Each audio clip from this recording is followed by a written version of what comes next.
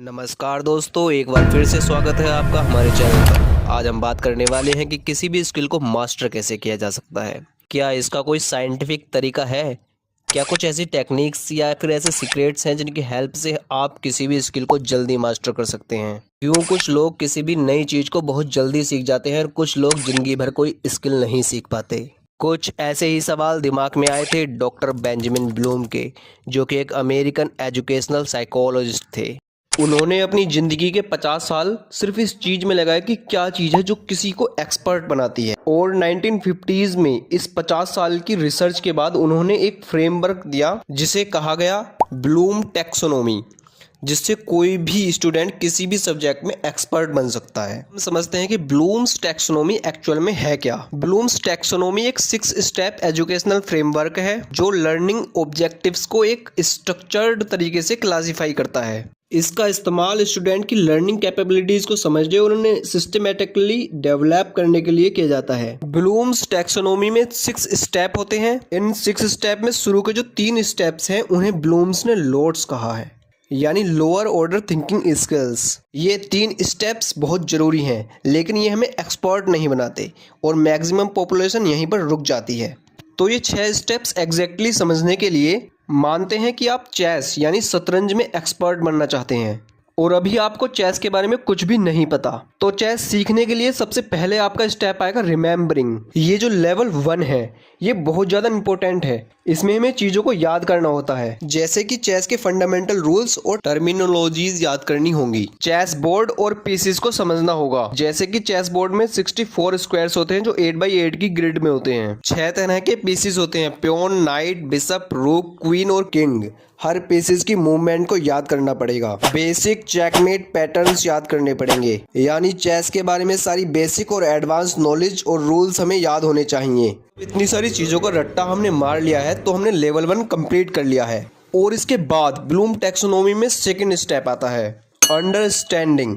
Understanding का मतलब हुआ कि जो भी हमने रट्टा मारा है उसके पीछे हमें वाई पूछना है। Y Y Y. अब एग्जाम्पल के लिए इस स्टेज में आपको सिर्फ चेस के रूल्स याद नहीं रखने बल्कि उन्हें समझना भी होगा।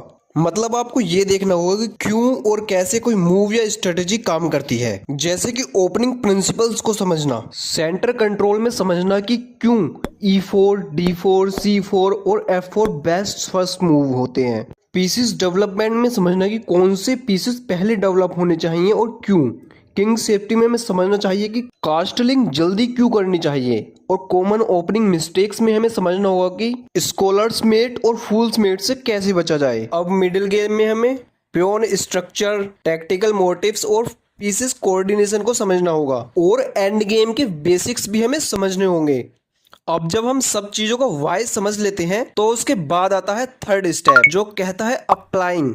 अप्लाइंग का मतलब है कि जो भी हमने रट्टा मारा है या जो भी हमने समझा है, इस नॉलेज को हम रियल गेम्स और प्रैक्टिस ड्रिल्स में अप्लाई करना शुरू करेंगे, जहां सिर्फ थ्योरी याद करना काफी नहीं होगा। अब आपको चेस बोर्ड पर स्ट्रेटेजी को एग्जीक्यूट करना होगा। अब ये 3 स्टेप तो हमने कर लिए और मैक्सिमम लोगों को लगता है कि यही तो लर्निंग है। अरे हमने रट्टा भी मार लिया, समझ भी लिया और उसे रियल लाइफ में यूज भी कर लिया, और इसलिए वो कभी भी किसी सब्जेक्ट में एक्सपर्ट नहीं बन पाते। अगर हमें एक्सपर्ट एक्चुअल में बनना है तो इसके लिए हमें नेक्स्ट 3 स्टेप करने पड़ेंगे, जिन्हें मिस्टर ब्लूम्स ने होट्स कहा है, यानी हायर ऑर्डर थिंकिंग स्किल्स।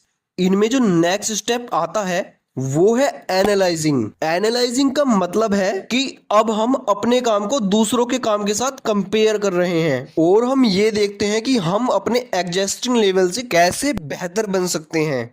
इस स्टेज में आप सिर्फ मूव्स नहीं चलेंगे बल्कि अपनी और ओपोनेंट्स की गेम को एनालाइज करना, गलतियां ढूंढना और बेटर डिसीजंस लेना सीखेंगे। अब आपको क्या सही था और क्या इम्प्रूव हो सकता है, इस पे फोकस करना होगा। आप चेस के सबसे अच्छे प्लेयर से अपने गेम को कंपेयर करेंगे और देखेंगे कि आप उससे क्या बेटर कर सकते हैं। अब अपनी एग्जिस्टिंग स्किल को लोगों की स्किल के साथ में कंपेयर करने के बाद हमें नेक्स्ट स्टेप में आना पड़ेगा, जो कि है इवैल्यूएटिंग। इवैल्यूएटिंग का मतलब है जब हमने अपनी टेक्निक्स को लोगों की टेक्निक्स के साथ कंपेयर कर लिया है, तो अब इस कंपैरिजन के बाद हमें एग्जैक्ट मेथड ढूंढने पड़ेंगे जिससे हमें उन्हीं डिफरेंसेस को रेप्लिकेट कर पाएं। फॉर एग्जांपल, इस स्टेज में आप अपनी खुद की स्ट्रेटेजीज और इनोवेटिव आइडियाज डेवलप करेंगे। आप सिर्फ एग्जिस्टिंग टैक्टिक्स और स्ट्रेटेजीज फॉलो नहीं करेंगे, बल्कि नए प्लान्स बनाकर ओपोनेंट्स को सरप्राइज करना सीखेंगे। जैसे आप अपनी खुद की एक यूनिक ओपनिंग और प्लेइंग स्टाइल डेवलप करेंगे। आप क्रिएटिव ट्रैप्स और स्ट्रेटेजिक आइडियाज ओपोनेंट्स के अगेंस्ट अप्लाई करने लगेंगे।